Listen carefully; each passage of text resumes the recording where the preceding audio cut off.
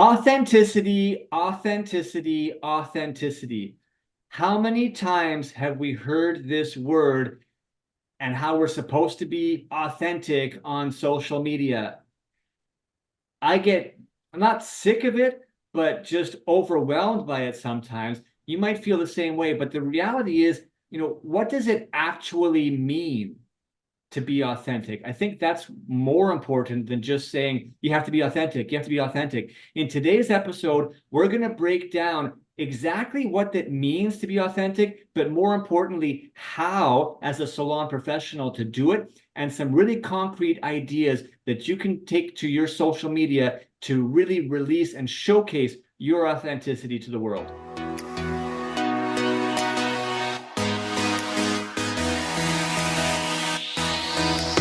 Welcome to the Salon Scoop, a podcast by Salon S.O.S. I'm your host, Scott Moon, the founder of Salon S.O.S., and I'm obsessed with helping salon professionals live their best life.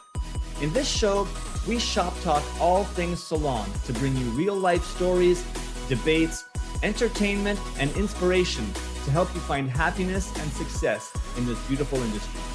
If you work in the salon industry in any capacity, this podcast is open to you. So set down your scissors or rinse out that toner and let's get into it.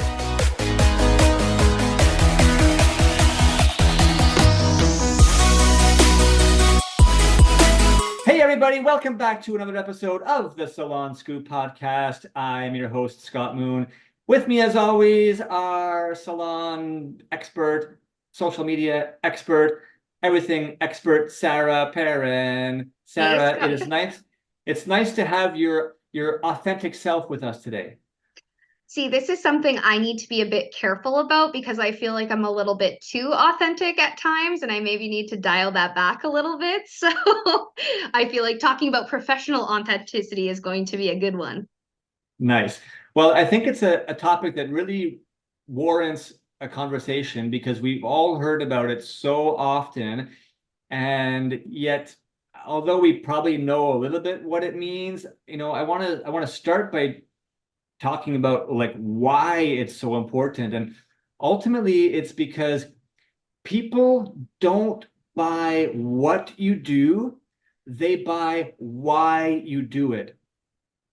Okay, let me repeat that. People don't buy what you do, they buy why you do it. So they're not just caring about, what your services and your products that you offer. They actually want to come and, visit your salon business because of something a little bit deeper. And that is an emotional connection. It's a connection on values. It's something that just makes them feel comfortable. And all of that comes from how you're able to relate to people. And that's what authenticity, ultimately comes down to. And that's why it's just so important. You want people to feel comfortable, to relate to you, and you have to be vulnerable, right? And that's a lot of what authenticity means. It's just being real and being vulnerable out there to the world so that you can lower the barriers, right? And we're not corporate and people feel comfortable and want to come to you. So it goes way beyond just promoting your products and services. You now can connect with them on a human level. So that's why authenticity really matters. And kind of like what it is in the first place. But I think we should delve in deeper for our audience today, Sarah. And, as you talked about professional authenticity, like how can you actually be professionally authentic as either a salon owner or a service provider so that, we're not just exposing our personal, selves and everything that we're doing on, at midnight on a Saturday. Yeah. It's not about just totally being completely an open book, but how do you be professionally authentic? So I think some like in this industry in particular, it's so important to be so authentic because you are dealing with people's appearance, which is a very personal thing. It is a very vulnerable thing. So again, they're kind of, being vulnerable, even coming to you and allowing you to work on their appearance. So I feel like that, the more you kind of give with that, the more you can kind of take. So I feel like that's why it's so important in this industry in particular. But like you said, there is a fine line between being authentic and sharing a little bit too much. So I feel like that's where, professionally authentic has to come in. And I think that being professionally authentic, one of the biggest things behind that is being able to read the room. So whether that's on social media, whether that's in person. So again, am I going to be telling my super conservative 75-year-old client about the party I went to on Saturday night and what I was up to at 10 p.m.? Probably not. There are still ways that I can be authentic and talk to her about myself without being unprofessional. So I feel like that's one of the biggest things, being able to read your audience and adjust accordingly. So people respond to transparency and realness. So being open and honest with your clients and following helps to instill trust. So I feel like, again, usually on social media in particular, it is a highlight reel of everything, right? You're showing your best work and your best reviews and, your best personal hair days when you take a selfie. And I think that authenticity, like showing up on social media, is maybe showing some of the not highlight reels, maybe sharing a learning experience that you had, with a client, as long as it's not, shining a bad light on you or anything like that, or sharing that you had a bad day, or sharing, like, different things like that, not throwing anybody under the bus, not doing any of these things, but like a perfect example on social media would be, instead of, posting, here's how to do this perfect updo, you know what, I tried to do my perfect updo today, and hairstylists, they're just like us, they have bad hair days too, right? So just kind of portraying a more real side and a more vulnerable side on social media while still maintaining professionalism, I think, is the biggest thing. So, and that all comes back to is being able to, see the audience that's in front of you and adjust what you're playing accordingly. Nice. And I think how we can sort of translate that onto our social media, right? In terms of practicing that authenticity, everything that you just talked about into our social media content, just comes down to a few basic factors. I mean, first and foremost, it's about being real about everything, right? About yourself, sharing, why you got into the industry, like why you do what you do, right? Make people feel that. Obviously, with your photos and your videos, you don't want to be doing too much, editing and altering of it, so that again, you're showing something that's real. Focus less on the actual, minutia of the content, production and the little perfection aspects of it, and more just about, creating awareness, visibility, and making sure there's a purpose, behind what you're posting, whether you're actually like speaking to somebody, right? Then you have a message to share, as opposed to just saying 20% off hairsprays. Think about how you can share, a real message that's going to resonate with people. Engage, engage, engage. We can never say that word often enough, right? Take the time to be commenting and liking other people's posts in your community, right? That's showing authenticity. That's showing up and being real, and not just being a corporate billboard where you are just, posting, posting, posting, but you're not actually engaging, in a discussion community with everybody. And then another thing, just a key principle, is showing face. I know a lot of us maybe don't like to put our face forward, but if we're talking about being authentic, it is about showing, who we are, and, just casual pictures of us at the salon, or, quick videos. Try to get past, the personal fear that we have of judgment or whatnot, and just keep in mind that you're doing this for others, right? You're sharing a message for others, and they're going to appreciate that. So show your face, be human. All right, those are some top lines, but I think, Sarah, we should give our listeners some really specific ideas of what they could do as a social media post to bring forward their authenticity. So let's delve into a couple of specifics for them.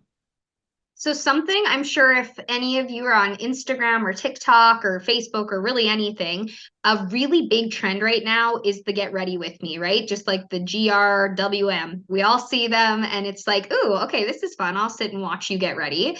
And this is a really good thing for salon professionals because A, not only are you able to again kind of show face, maybe explain what your day's looking like, show exactly how you use said products on yourself to create a certain look.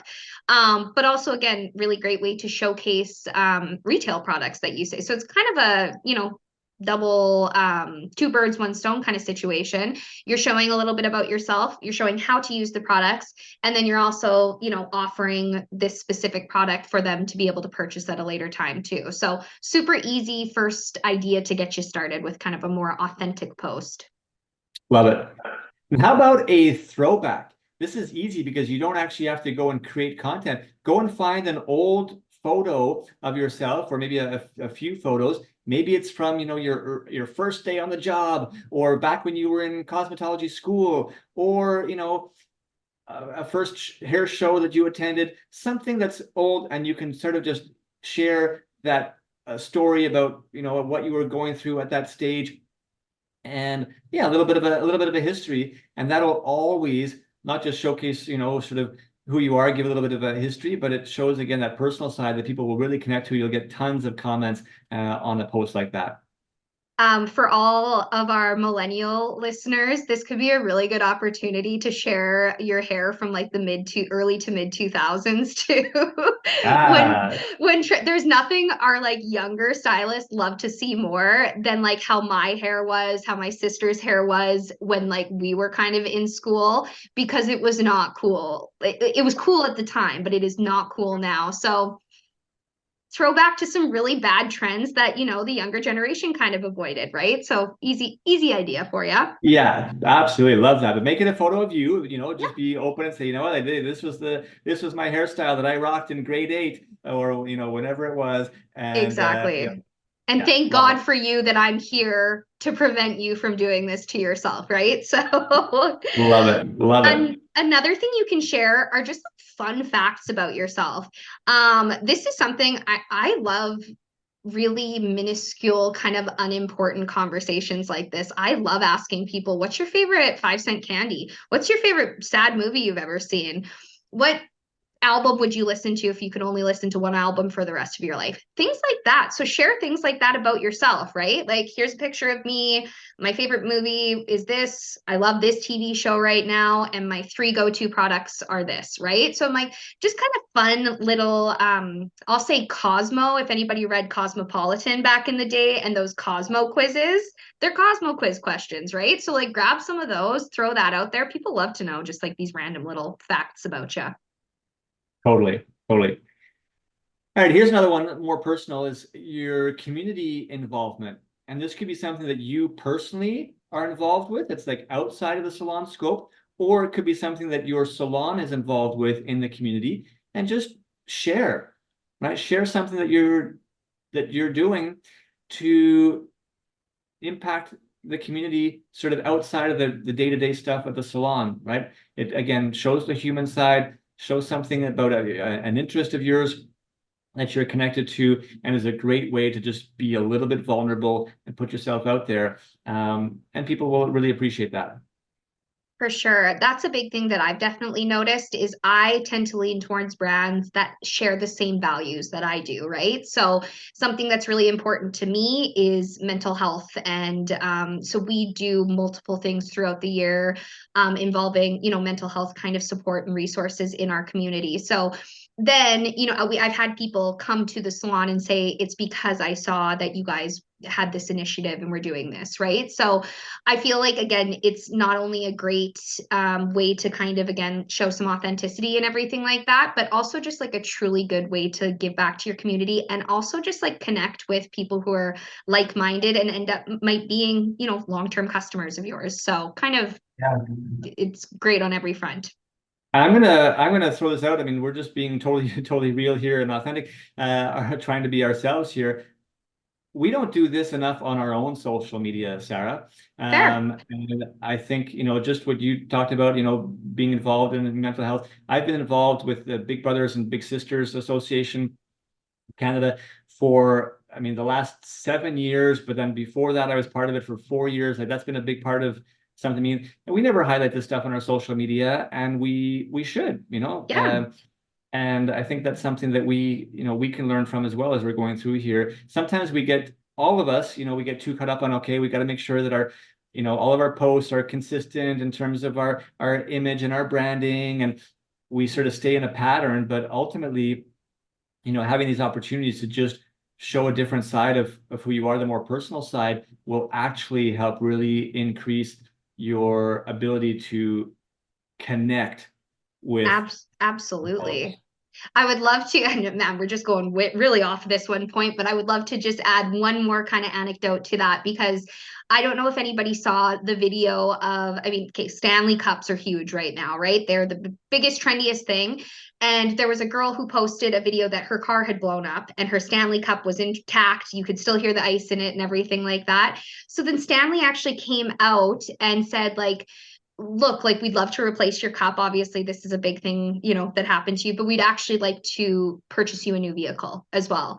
And I mean, there are 1,000 different Stanley dupes out there. I saw that one video. I will not buy from anybody except for Stanley Cups because I can tell that the owner and the people behind, like I appreciate their values. I appreciate who they are as people, right? So just from a consumer, that's something that sold me on them as a company, and it's not even something they did personally for me, right? So I feel like that's just an important little anecdote to throw in there that, again, that could be making lifelong customers just from throwing things like that out there, right? Love it. Yeah. Okay, another thing that you can share with your following is personal milestones. So share anniversaries, maybe if you have a level up or a promotion or something like that. Like share these kind of personal accolades that your followers would love to celebrate with you. Very simple. Post a picture, post a story, be like, yay, excited for me, drop a this in the, comments to celebrate or whatever it is. So another really easy way just to kind of, again, increase engagement, but also kind of show a more personal side. Love it.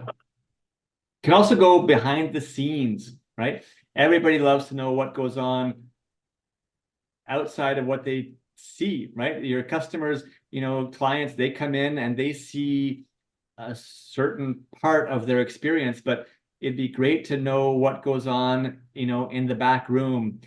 So you could take a quick video, during your lunch break. It could be, what goes on in terms of like, mixing the color behind the color station, color bar. Um, and some of the struggles, that go on, like, oh, you know what, I can't find this, or how are we going to do this? We don't have to show perfection all the time, right? That's what being authentic means. It's not just showing the good stuff, it's showing the reality. And that's, if you can capture some of those things behind the scenes, it's really going to go a long way to, again, connect with your audience. And that's really what this is all about. Yes, for sure. And a final thing, and this is one of my personal faves because I just love the, support your local community and support your local business kind of movement that's been going on for years, but especially like post COVID. Like, I'm like, times are tough for local businesses. And I feel like this is like the perfect way to shine a spotlight on your favorite local boutique or maybe your favorite local cafe or restaurant or something like that. Right. So, again, a really easy way to kind of cross promote, get your name out there. That business will then see that you've shared their stuff. They likely will probably share it on top of that. So it's just kind of one of those simple ways to, like, A, you've got content for yourself. B, you're showcasing somewhere that you absolutely love and spotlight it or shining the spotlight on a local business. And then C, kind of cross collabing because oftentimes they will be sharing it. So it's kind of a all win, no lose situation. So I absolutely love sharing stories or actual content, whether it be a reel or a static post, about the local businesses in my community. I love all win, no lose scenarios. Yeah. Right. Right. So these have been some gems. Honestly, I think this really goes. I hope that everybody listening has identified some of these potential ideas, and we challenge you to incorporate them into your future posting. And beyond that, tag us at salon.s.o.s We'd love to feature, some of your authentic posts and sort of come back full circle on this and be able to, feature a lot of the, great work that you're doing and authentic posts. And that can just help to stimulate and give best practices for more and more people. So please take this to heart, share these ideas, share this episode if you feel it'll help people, and start posting in this sort of, I guess, challenge that we're sending you, these 7 ideas. Tag us, and we'd love to see if you have other ideas, things that you've been doing that are successful. Hit us up, send it to us so that we can share that again with the community and make sure that everybody is learning and growing from this. Signing out, I'm Scott. I'm Sarah. Thanks for tuning in to another episode of the Salon Scoop podcast. We are extremely grateful to have our listenership following us week after week. It means a lot to us. That's what we're doing it for. It's not just so that Sarah and I can jump on a call and talk back and forth with each other. We do that anyways, so we're genuinely trying to provide value and insights and inspiration and motivation and tips and ideas to help you, the salon professionals, do better, be better, achieve greater results. And we appreciate you listening and hope that you're getting value from this. Have a great day, everyone, and we will catch you on our next episode.